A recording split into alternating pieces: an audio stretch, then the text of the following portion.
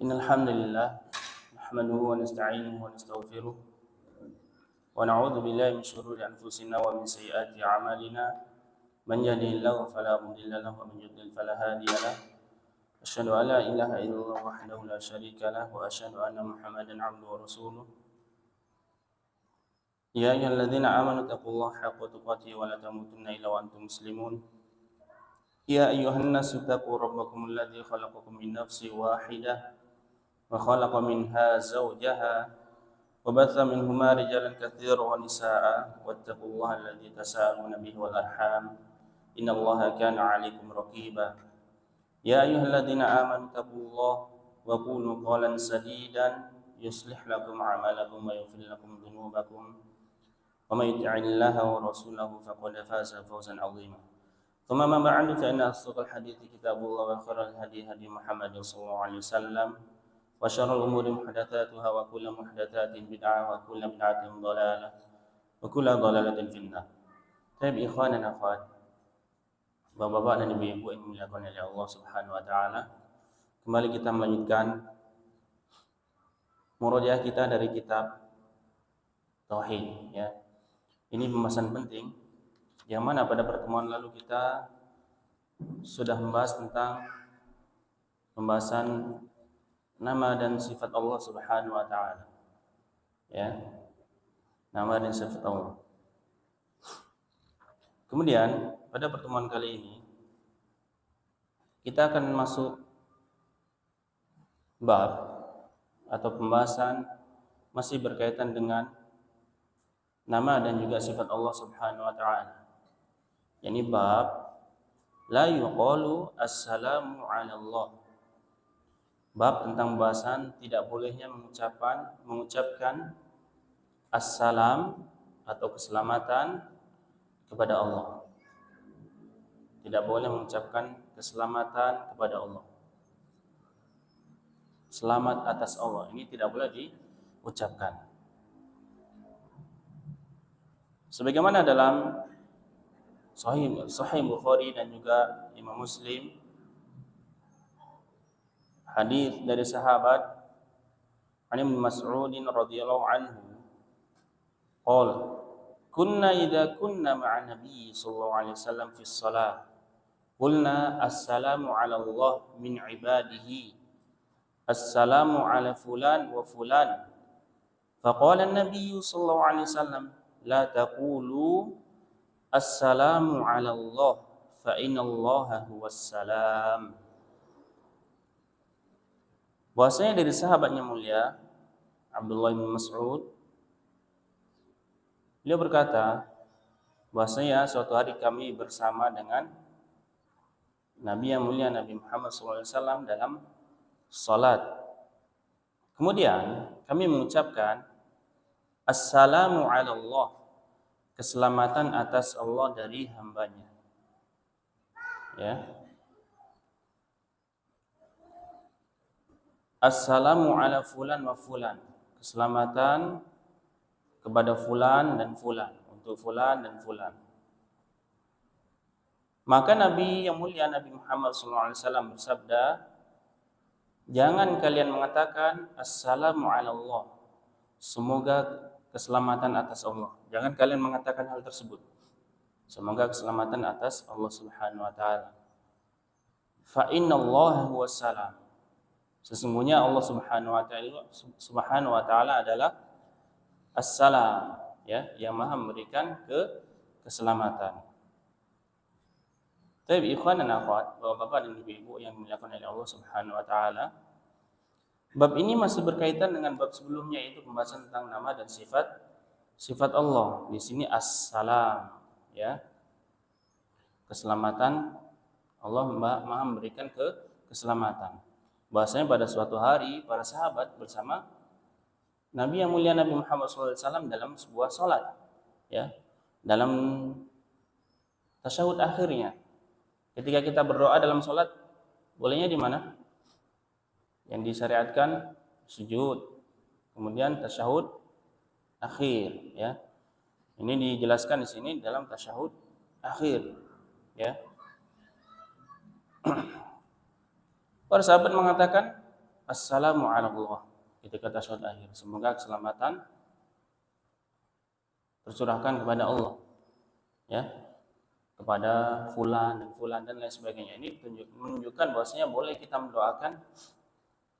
berdoa di dalam tasyahud akhir. Ya. Nabi yang mulia Nabi Muhammad SAW melarang hal tersebut. Ketika kita sholat, kita mendoakan, mengatakan assalamu ala Allah. Ini telah terjadi pada zaman Nabi kita Nabi Muhammad SAW. Sebagaimana kita ketahui, para sahabat yang mulia radhiyallahu anhum ajma'in, beliau adalah orang-orang yang dekat dengan Nabi yang mulia Nabi Muhammad SAW, pun bisa terjerumus dalam perbuatan kesalahan. Sebagaimana kita juga kemarin telah bacakan sebuah hadis tentang Datul Anwad, pohon Datul Anwad. Itu sahabat bisa terjatuh ke dalam kesyirikan. Ya, bagaimana dengan kita yang jauh dari Nabi yang mulia Nabi Muhammad SAW, baik kesyirikan yang nyata ataupun kesyirikan yang khafi, yang tersembunyi. Penulis di sini menjelaskan bahwasanya mereka, ini para sahabat, memberikan salam kepada Allah dalam tasyahud akhirnya, dan juga kepada sebagian orang. Maka Nabi melarang mereka, ini melarang para sahabat, atas perkataan assalamu ala Allah, semoga keselamatan atas Allah Subhanahu wa taala. Karena apa? Anna salam du'aun lil muslim alaihi bisalam. Karena keselamatan ini adalah doa untuk seorang muslim agar diberikan keselamatan. Bagaimana kita berdoa kepada Allah sedangkan yang memberikan keselamatan adalah Allah Subhanahu wa taala? Maka ini tidak masuk akal, ya. Ya, sedangkan Allah yang memberikan keselamatan, kita mendoakan agar Allah diberikan keselamatan. Ya. Wallahu Subhanahu wa taala ghaniyun 'an dzalik, dan Allah Subhanahu wa taala itu kaya dari hal tersebut. Ya, kaya dari hal tersebut, dari keselamatan dari makhluknya. Ya. Fahuwa malikun lissalamah, Allah memiliki keselamatan. Fassalamah tutlabu minhu lahu. Keselamatan itu diminta kepada Allah, bukan diberikan kepada Allah. Nah, kita harus tahu ini, ya.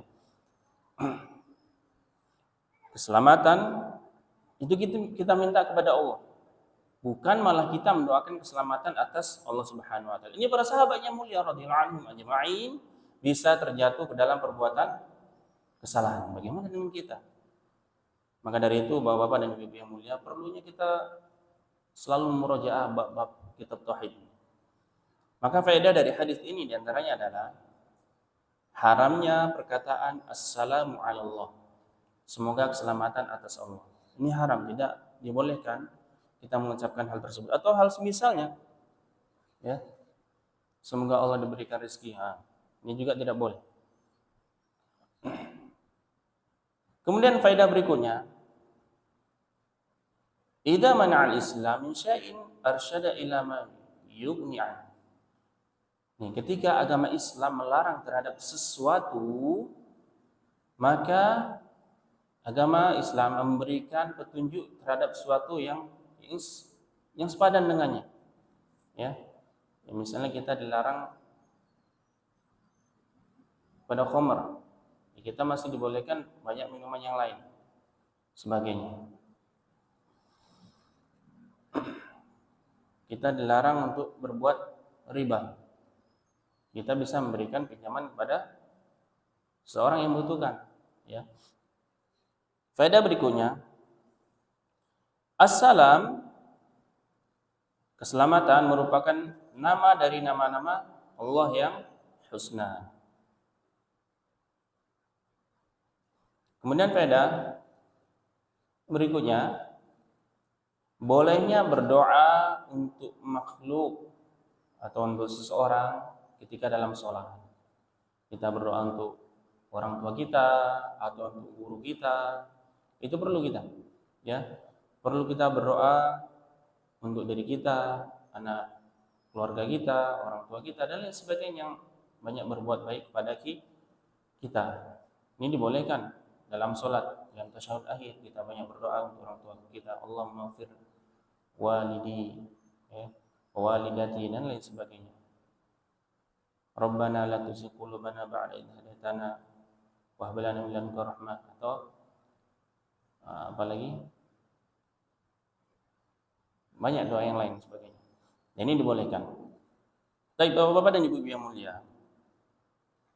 Maka pembahasan atau hadis yang tadi kaitannya dengan pembahasan tauhid itu apa?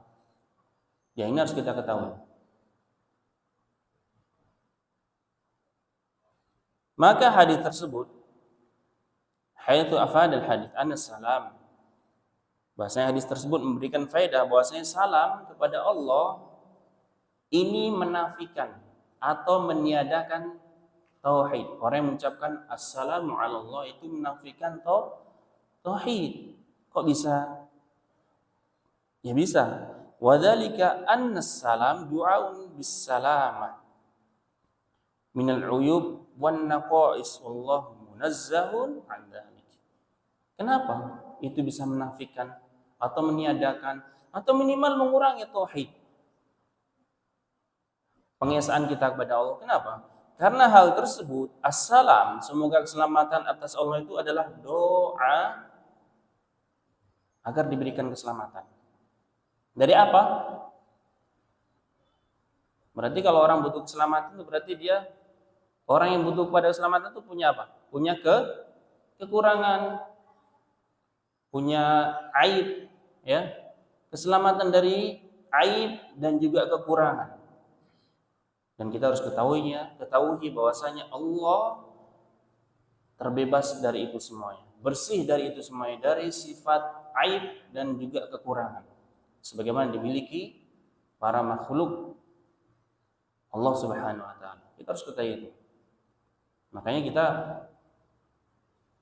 harus senantiasa banyak belajar, memperbaiki tauhid kita agar kita benar-benar ketika beribadah itu benar memurnikan kepada Allah, terbebas dari kesyirikan sekecil apapun. Termasuk ini berarti kan ini bentuk perbuatan kita menafikan tauhid, minimal mengurangi pengesaan kita kepada Allah Subhanahu wa taala. Ini tidak dicontohkan oleh para generasi salaf. Ini pembahasan kita pada bab ini. Kita lanjut kepada bab berikutnya. Ini penting. Bab tentang pembahasan perkataan Allahumma ighfirli in syi'ta. Ya Allah, ampuni aku apabila Engkau menghendaki. Allahumma ighfirli in syi'ta. Ya Allah, ampuni aku jikalau Engkau menghendaki. Gimana kira-kira? Agak gimana? Lucu kira-kira kan? Misalnya kita menghadap Pak Prabowo, berikanlah aku uang 100.000 kalau kamu mau. Ya, padahal Pak Prabowo bisa aja kan memberikannya. Kita harus bersungguh-sungguh ketika kita mau meminta. Maka mu'alif atau penulis membawakan sebuah hadis yang dikeluarkan oleh Imam Bukhari dan juga Imam Muslim dari Abu Hurairah, anna Rasulullah sallallahu alaihi wasallam qala la yaqul ahadukum Allahumma firli in syi'ta, Allahumma arhamni in syi'ta, liya'zimil mas'ala fa inna Allah la mukriha lahu.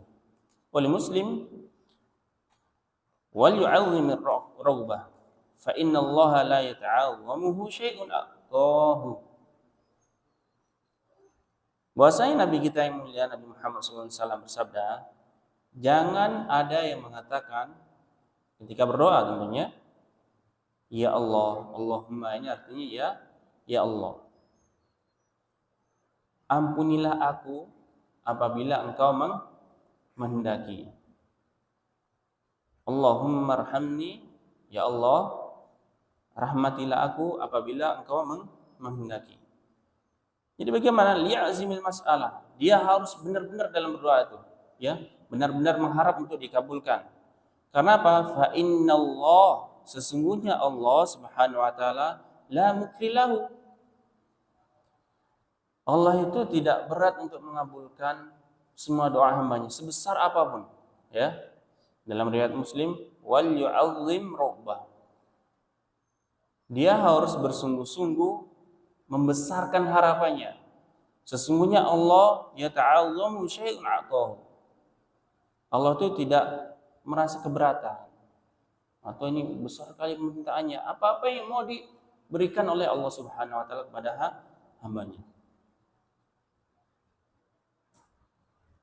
Bapak dan Ibu yang mulia, ini hadis yang sangat bagus sekali. Salah satu pembahasnya adalah tentang ketika kita berdoa, ya. Ketika kita berdoa kita harus liya'zimil mas'alah. Apa itu artinya? Maksudnya adalah dia harus benar-benar bersungguh-sungguh dalam meminta, berdoa. Dia yakin agar atau dari doanya tersebut dikabulkan. Ini ketika seseorang berdoa. Makanya salah satu adab, Bapak dan Ibu yang mulia, salah satu adab ketika kita berdoa, sebagaimana disebutkan oleh para ulama adalah al-ilha. Apa itu al-ilha? Merengek, cengeng. Sebagaimana seperti kita lihat anak-anak kita kalau minta mainan gimana, minta jajanan atau lain sebagainya, minta kepada kita merengek. Biar apa? Biar dikabulkan, biar dipenuhi permintaannya. Itu salah satu adab dalam berdoa. Dan juga disebutkan tidak salah dalam sebuah hadis, innallaha yuhibbul mulhin atau kama qala. Allah Subhanahu wa taala mencintai orang yang dalam berdoanya itu dia merengek, nangislah, dia menyesali semua dosa-dosanya dan bersujud dan lain sebagainya. Sebagaimana kita ketahui ketika seseorang meminta mungkin kepada atasannya atau kepada orang tuanya seorang anak, ya benar-benar menangis ingin dikabulkan permintaannya itu. Ya. Itu salah satu adab dalam berdoa. Maka dia harus membesarkan harapannya agar dikabulkan apa yang dia minta. Karena apa? Sesungguhnya Allah Subhanahu wa taala tidak merasa berat terhadap sesuatu yang hambanya minta, yang Allah berikan kepada hambanya. Maka penulis di sini menjelaskan, lamma kana al-kullu muftakiran ilallahi wallahu wal ghaniyul hamid. Bahasanya segala sesuatu itu fakir kepada Allah dan Allah itu maha kaya dan maha terpuji. Maka Nabi kita yang mulia melarang barang siapa yang ingin berdoa an yu'alliqa matlubahu bi masyiatillah. Dia menggantungkan permintaannya itu dengan ya terserahlah. Kalau Allah mau kabulkan, kalau enggak. Ini enggak boleh seperti ini. Ya. Seseolah apa? Secara tidak langsung dia merendahkan Allah. Dianggapnya permintaannya itu besar sekali, Allah nggak bisa mengabulkan. Ini salah satu. Ya. Karena apa? Dia tidak boleh menggantungkan terhadap kehendak Allah. Karena apa? Maksudnya masyiatillah, ya. Karena apa? Lianna dzalika yush'iru bi'adamil ihtimam bil matlub. Yang pertama, ketika seseorang berdoa, dia menggantungkan ya terserah kehendak Allah lah, mau dikabulkan ya alhamdulillah, enggak ya udahlah. Ini kenapa dilarang? Karena ini meniadakan al-ihtimam bil matlub. Dia enggak bersungguh-sungguh dengan apa yang dia minta. Enggak benar-benar memperhatikan apa dia yang minta. Misalnya dia ingin minta hidayah karena fitnah di akhir zaman ini sangat banyak sekali. Dia mintanya, ya Allah, berikanlah aku hidayah. Gimana kira-kira? Kira-kira kalau kita ada anak buah kita yang minta kayak gitu gimana? Misalnya Pak Maran ada yang minta kayak gitu anggotanya. Pak Maran, tolong naikkanlah jabatan saya. Lucu kan? Tapi bagaimana kalau misalnya ada orang, Pak, mohon saya minta, dia benar-benar memperhatikan, ini saya butuh ini kebutuhan saya ini. Tentu Allah akan banyak mempertimbangkan. Dan dalam hadis yang lain, Allah itu malu ketika seorang hambanya minta terus kembali dalam keadaan kosong. Dia yang pertama tadi, berarti dia meniadakan, tidak memperhatikan apa yang dia minta. Yang kedua, wadzalika yunafil iftiqar, menafikan perendahan diri kepada Allah. Ya, dia tidak tunduk kepada Allah, enggak. Ya, sebagaimana kita kalau orang minta kan, ya harus tunduk, kelihatan kita membutuhkan. Yang mana alladzi huwa ruhu ibadati du'a wa li'anna at-takhir la yaliqu billah. Karena apa? Ini perlu kita ketahui Bapak-bapak dan Ibu-ibu yang mulia. Karena ketika kita minta, kita memperhatikan apa yang kita minta. Kita bersungguh-sungguh, kita merengek, kita bersujud kepada Allah, kita merasa kurang, merasa fakir dan merasa membutuhkan. Ini semua adalah ruh dalam doa. Jadi ketika kita berdoa, kita harus menghadapkan ini semua, mengedepankan ini semua, ya, mengedepankan ketundukan kita, merasa kita membutuhkan dan lain sebagainya dari apa yang kita minta tersebut. Jangan ketika kita minta kita sok-sokan kayak kita nggak butuh, ya. Karena apa? Karena ketika kita merasa ya kita nggak membutuhkan, ya ini tidak sesuai dengan apa yang kita minta, terus kita tidak mengedepankan ketawaduan, ketundukan kepada Allah, merasa membutuhkan apa yang kita berdoa di dalamnya. Dan ini tidak merasa pilihan ketika kita memberikan pilihannya. Kalau dikabulkan doanya, alhamdulillah, kalau enggak ya sudah, saya pasrah aja, ya. Dan dia doanya lemes biasa aja, nggak ada bersungguh-sungguh, dia nggak bangun di tengah malam atau nggak di waktu-waktu mustajab dia berdoa terus, dia tidak ada melakukan hal tersebut. Ini merupakan dia tidak bersungguh-sungguh dalam berdoa, ya. Dan ketika dia mengatakan ya terserahlah, kalau mau dikabulkan ya alhamdulillah, enggak ya alhamdulillah, ini merupakan tidak sesuai dengan kebesaran Allah. Karena apa? Idla mukillahu hatta yukhayyir, bahasanya tidak ada yang memberatkan bagi Allah. Tsumma amara ad-da'i bil ilha fi du'a, kemudian diperintahkan kepada orang yang berdoa itu agar dia merengek dalam berdoa, ya. Wa an yas'alallaha ma arada minal khair, dia meminta kepada Allah itu semua kebaikan. Kabura aw saghur, baik besar ataupun kecil. Kita misalnya pengen apa? Pengen haji, ya udah kita minta, doa terus. Apa sih nggak bisa bagi Allah? Semuanya itu kecil bagi Allah. Semua yang kita minta itu harus minta kepada Allah terlebih dahulu. Apa yang kita butuhkan harus kita ingat Allah terlebih dahulu. Jangan ingat manusia. Ketika kita sakit, pikiran kita apa pertama? Rumah sakit. Jangan. Usahakan apa yang kita butuhkan dari diri kita, itu kita pertamanya ingat Allah. Sebagaimana kita ketahui para ulama terdahulu, bahkan dia minta sendalnya putus nih, minta kepada siapa? Allah Subhanahu wa taala, ya. Apalagi kita butuh banyak sekali kepada Allah. Maka yang tidak kita minta pun Allah berikan.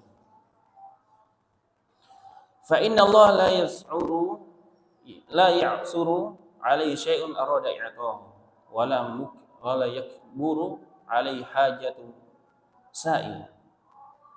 Fa innahu malikud dunya wal akhirah wal mutasarrif al mutlaq wa huwa ala kulli syai'in qadir. Karena Allah, dia tidak merasa berat memberikan semua yang diminta oleh hamba-Nya. Tidak merasa berat atau besar kebutuhan dari seseorang yang dia berdoa minta kepada Allah. Karena apa? Allah itu memiliki dunia dan akhirat yang mutasarrif mutlak. Yang mutlak Allah itu yang menghidupkan, mematikan, menciptakan alam semesta itu Allah. Yang merubah ini semuanya Allah Subhanahu wa taala. Yang membuat semua ini adalah Allah, termasuk takdir kita. Dan Allah Maha takdir terhadap sesuatu, terhadap segala sesuatu. Maka faedah dari hadis ini, Bapak-bapak dan Ibu-ibu yang mulia, tahrimu ta'liq doa bil masyiah. Kita diharamkan ketika berdoa ini menggantungkan doa tersebut dengan kehendak, terserah kehendak Allah, ya. Ini tidak boleh.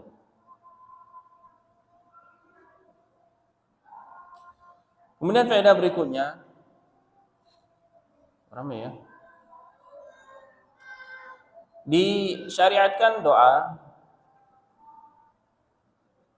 bahwasanya doa itu disyariatkan, wa itsbatu naf'ihi, dan penetapan penafiannya. Tidak bolehnya berdoa dengan masyiah tadi ya.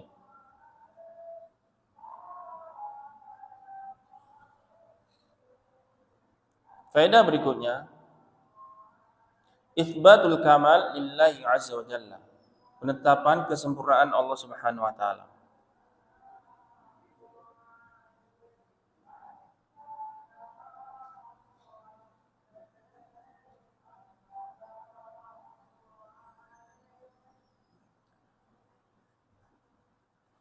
Faedah berikutnya, ta'zim rughbah fi ma 'indallahi husnul dhanni billah. Bahwasanya membesarkan harapan ketika berdoa ini merupakan husnul dhanni billah, ya. Dia berhusnuzon, berbaik sangka kepada Allah Subhanahu wa taala.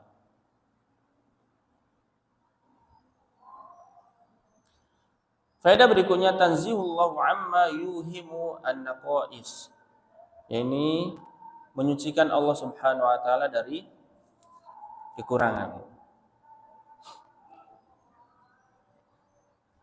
Baik, Bapak-bapak dan Ibu-ibu yang mulia, pembahasan dari bab ini adalah bab tentang doa di antaranya. Maka kaitan hadis tersebut dengan pembahasan tauhid itu apa? Bahasanya haitsu dalal hadis ala tahrim ta'liq doa bil masyiah lianna dzalika yush'iru bi dha'fil iftiqar ila Allah wa dzalika munafin li tauhid. Hadis tersebut menunjukkan haramnya menggantungkan doa itu dengan kehendak Allah. Maksudnya apa tadi dengan kehendak Allah? Kita kalau berdoa terserah mau dikabulkan yang alhamdulillah, enggak ya udah, atau dia tidak bersungguh-sungguh dalam doa. Karena apa? Lianna dzalika yush'iru, ini berkonsekuensi berarti dia lemah dalam ketundukan kepada Allah Subhanahu wa taala. Dan ini menafikan tauhid seseorang hamba. Baik. Bapak dan Ibu-ibu yang mulia, ini pembahasan yang sangat bagus sekali tentang doa. Makanya kita harus banyak-banyak berdoa kepada Allah Subhanahu wa taala, jangan kita bosan. Dan ketika kita berdoa, kita harus bersungguh-sungguh. Dan kita jangan bosan berdoa, karena setiap doa hamba itu dikabulkan oleh Allah Subhanahu wa taala. Ya. Allah Subhanahu wa taala mengabulkan doa para hambanya itu ada berapa keadaan? Ada 3 keadaan. Makanya kita jangan bosan berdoa. Yang pertama adalah Allah akan mengabulkan langsung doa apa yang kita butuhkan. Di dunia tentunya. Kita ingin rumah diberikan oleh Allah. Tentunya kita harus melakukan sebab tentunya. Kemudian yang kedua, Allah memalingkan dari musibah yang besar di dunia. Misalnya kita terhindar dari kecelakaan, dari musibah kebakaran dan lain sebagainya, dari musibah di dunia. Ya. Dan yang ketiga, Allah akan memberikan ganjaran di akhirat. Jadi yang pertama kalau diberikan di pertama, yang kedua, ketiga tidak diberikan. Tapi kalau diberi yang pertama tidak diberikan, kemudian diberikan yang kedua, alhamdulillah. Berarti yang ke satu, yang ketiga tidak diberikan. Kemudian ketika Allah tidak memberikan yang pertama, doanya misalnya dia minta rumah tidak diberikan, dia minta menikah tidak diberikan oleh Allah, dan dia juga ya qadarullah dia tertimpa musibah meninggal. Dia sudah banyak berdoa. Nah, berarti doanya ini akan diberikan, dikabulkan oleh Allah di akhirat. Dia akan banyak tabungan di sisi Allah Subhanahu wa taala. Makanya kita jangan bosan berdoa. Kita jangan bosan berdoa di setiap waktu. Setiap waktu ketika kita sujud, antara adzan dan qomat, ketika waktu subuh ya, sampai menjelang terbitnya matahari. Baik, pembahasan kita pada malam hari ini hanya 2 bab saja. Mudah-mudahan sedikit ini bermanfaat. Apa yang benar datangnya dari Allah Subhanahu wa taala, dan yang salah datangnya dari syaitan, diri anak pribadi. Pada Allah saya mohon ampun.